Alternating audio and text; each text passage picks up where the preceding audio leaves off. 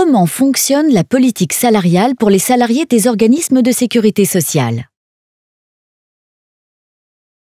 Au sein des organismes de sécurité sociale, le salaire est composé d'un nombre de points appelés coefficients correspondant à un niveau de classification des emplois, de points d'expérience et de points de compétence.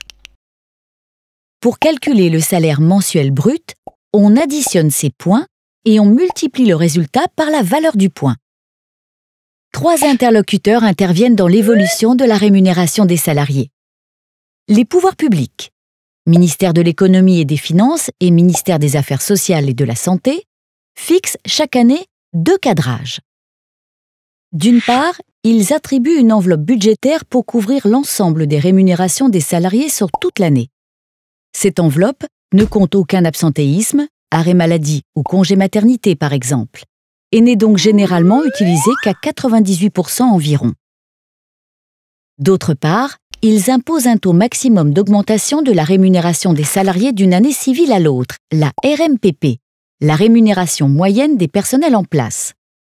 Un taux maximum d'augmentation de la RMPP, fixé par exemple à 1,7%, limite l'augmentation de la rémunération des salariés à 1,7%.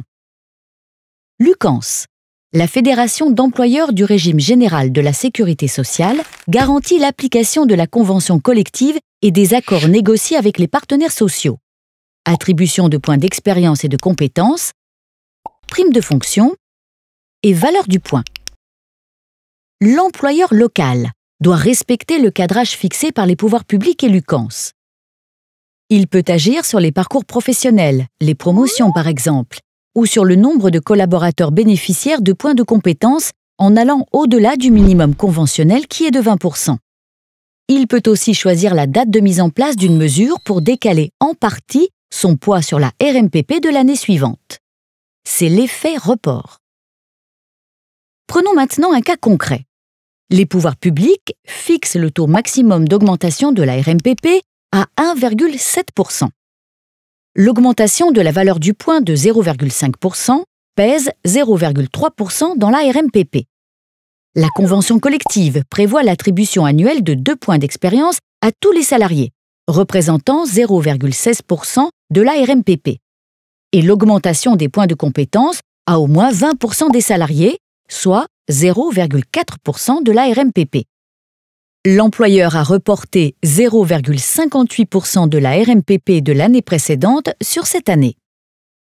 Aussi, il lui reste 0,26% pour faire évoluer les rémunérations via les parcours professionnels, l'attribution de points de compétences supplémentaires ou la date d'effet des mesures.